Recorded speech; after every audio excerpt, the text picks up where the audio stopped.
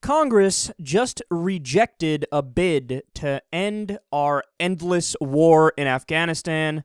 Right before I came on air, this broke, quote, with U.S. forces leaving Afghanistan and gone from Iraq, Congress reaffirmed America's endless war Wednesday with the House of Representatives voting against an amendment to end the authorization to use military force, or AUMF, that was passed in the wake of September 11th.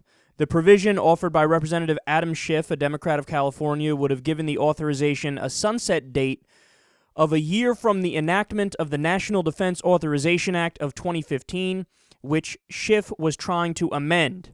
The last thing we need is to get all balled up in court after we repealed the AUMF with nothing to take its place, said Representative Mac Thornberry, Republican of Texas. Quote, the world is still dangerous. The terrorists are still coming for us. We need to keep this in place, man.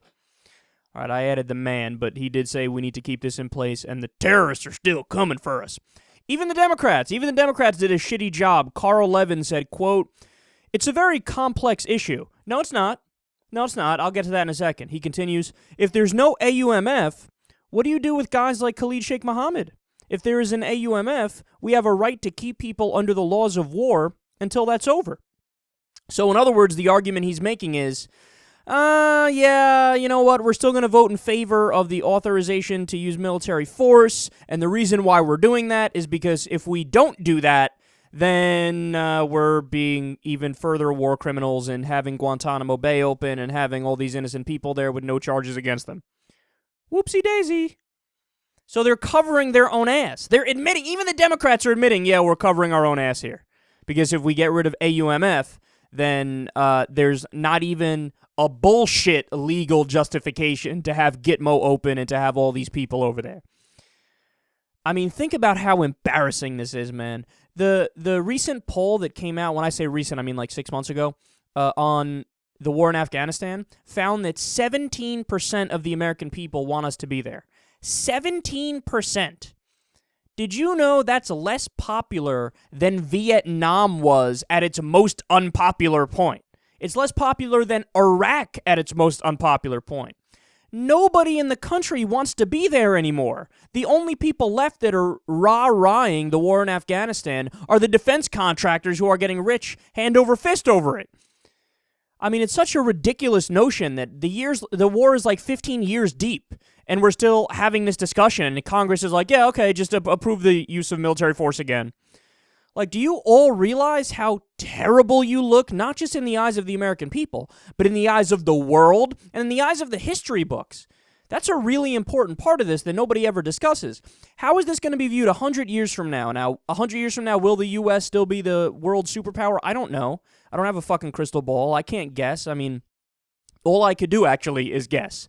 But it's not going to be even close to accurate. I'm just pulling it out of my ass. So I won't even bother to venture a guess. But whenever our time as the empire, the sun sets on that, which eventually is going to happen because it happens throughout history with every single empire, what's it going to look like? I mean, what's this era going to look like to people?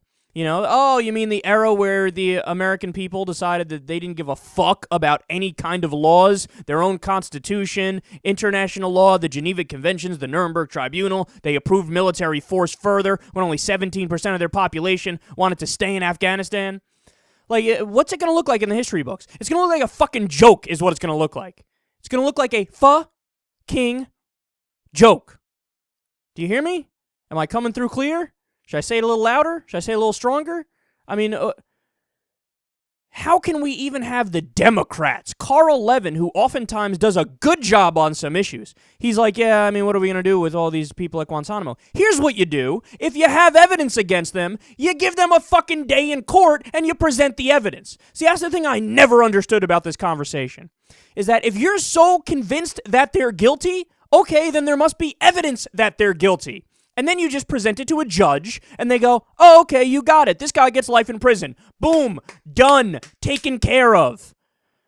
But that's the thing. They can't say that. They can't say, okay, yeah, we'll give them their day in court. Why? Because there is no evidence of their guilt.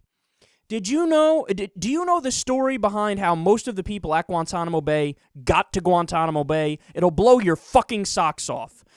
the Bush administration made a deal with the Pakistani government. And by the way, yeah, there's a trustworthy group of people, the Pakistani government. George W. Bush made a deal with them. The administration made a deal with them where they said after 9/11, look, man, we just got fucked. We just had a terrorist attack against us. This is kind of crazy. And we need some sort of revenge, some sort of retribution. And we know Al-Qaeda's, the ones that are responsible. So do us a favor. If you know of any jihadists, any members of Al-Qaeda, any radicals in the area that are affiliated with or even loosely affiliated with Al-Qaeda and Osama bin Laden, send them to us. So what did the Pakistani government do? They didn't go out and round up Al-Qaeda operatives and send them to the U.S., who then sent them to Guantanamo Bay. They went out and rounded up anti-Pakistani government protesters, and then they shipped them to Guantanamo Bay.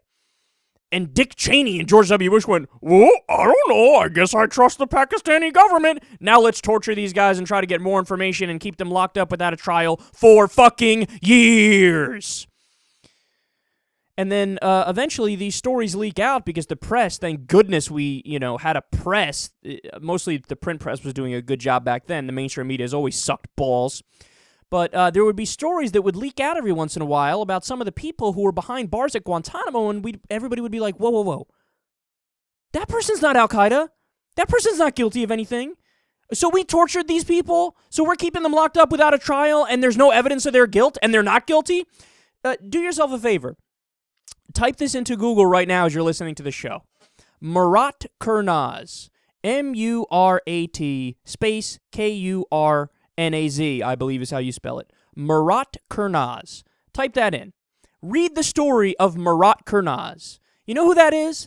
That's a guy who's an innocent, I think he was a German citizen who was in Pakistan or in some Middle Eastern country, and he was rounded up and shipped to Guantanamo Bay and kept there for years and tortured, and then eventually released, and the American government went, oops, our bad. Over 80, I forget the exact number, 83, 86, whatever it is, of the people at Guantanamo Bay are innocent, but we're still holding them. Why are we still holding them? Because President Obama is afraid that if he releases them, the right wing in this country, the media will flip out and go, he's releasing terrorists, how dare he release terrorists? So what is he doing? Slowly but surely, every few months, you release a few here, you release a few there, you make a backroom deal with a random government that we happen to be allies with and release them in that country, but still a lot of them are behind bars. This is what the United States of America has become. Look, the whole purpose of having a constitution is to avoid shit like this, okay? The idea of having habeas corpus and due process is specifically to avoid fucking up in this kind of way. You have to put the burden is on the government to prove that you're guilty. They can't just assume you're guilty and then you have to prove your innocence. No, it's innocent until proven guilty. So if you're going to lock somebody up behind bars, whether it be at Abu Ghraib or Guantanamo or at a prison in the U.S., you need to prove it in a court of law beyond a reasonable doubt, and then you can keep them behind bars. You can't just flip the burden of proof and pick up random people and say, I don't know, I'm going to say you're guilty for 9/11, when they're not fucking guilty for 9/11 and there's no evidence that they were.